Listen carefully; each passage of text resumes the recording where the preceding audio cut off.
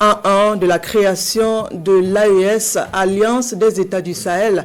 À l'occasion, le président de la République du Mali, en sa qualité de président en exercice de la Confédération, s'adresse au peuple des 3 États.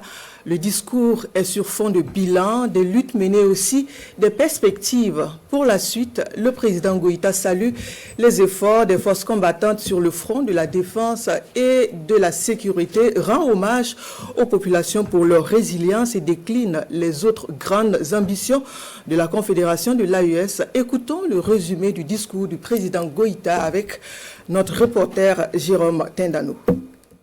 C'est avec un profond sentiment de responsabilité. Dans une posture de chef de famille, le président en exercice de la Confédération AES, le colonel Assimi Goïta, se félicite d'entrer de la clairvoyance et de la vision commune assumée avec ses pairs, le président du Faso, le capitaine Ibrahim Traoré et le chef de l'État du Niger, le général Abdourahmane Tiani.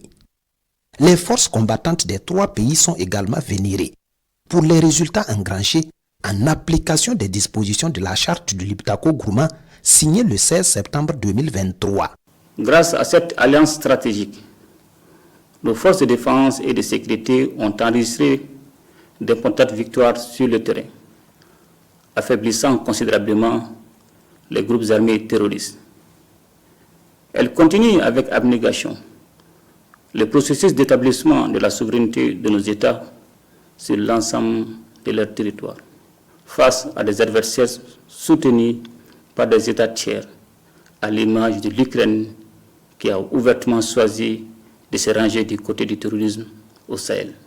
Nous continuons de lutter sans relâche contre toutes les formes de terrorisme et pour défendre l'intégrité de nos territoires et notre souveraineté. Le président Goïta se félicite également de la fraternité et de la complémentarité entre les nations de l'AES, un choix stratégique solennellement institué le 6 juillet dernier à Niamey, qui s'exerce depuis lors à travers une diplomatie concertée et une approche globale de développement intégré. L'AES veut désormais être maître de son espace et de son sous-sol, immensement riche de matières premières et de ressources naturelles, martèle le président Goïta. Et c'est dans la concertation que l'AES va réaliser son rêve d'industrialisation pour le bonheur des peuples. Nous nous engageons à investir dans des projets structurants et intégrateurs qui favoriseront la croissance économique, la création d'emplois et l'accès aux services sociaux de base pour tous nos citoyens. Nous portons une attention particulière à la jeunesse et aux femmes, véritables moteurs de notre développement. Leur dynamisme et leur créativité sont des atouts majeurs pour l'avenir de la Confédération. Je tiens également à saluer nos diasporas qui, par leur engagement et leur soutien indéfectible, constituent un levier solide pour l'AES. L'AES, symbole d'intégration des peuples, reste ouverte à tout partenariat respectueux du principe de souveraineté et de non-ingérence pour une véritable intégration africaine, précise Assimi Goïta.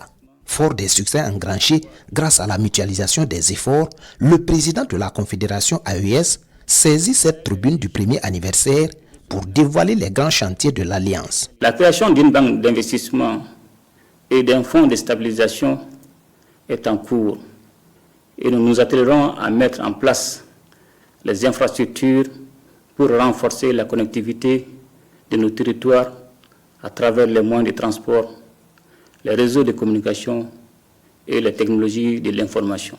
Dans les jours qui suivent, il sera mis en circulation un nouveau passeport biométrique de l'AES dans le but d'harmoniser les documents de voyage dans notre espace commun et de faciliter la mobilité de nos citoyens à travers le monde. Des projets culturels, sportifs et éducatifs sont également en cours pour renforcer l'unité de nos peuples. La création d'une chaîne d'information commune est également prévue afin de promouvoir une diffusion harmonieuse des informations dans nos 3 États. Pour voir ces ambitieux projets se réaliser, le président en exercice de la Confédération AES invite chaque citoyen à apporter son soutien aux actions des chefs d'État et à être un modèle inspirant pour les autres. Le colonel Assimi Goïta se convainc ainsi que l'AES va bientôt servir de modèle d'intégration et de développement pour l'Afrique. Je vous remercie.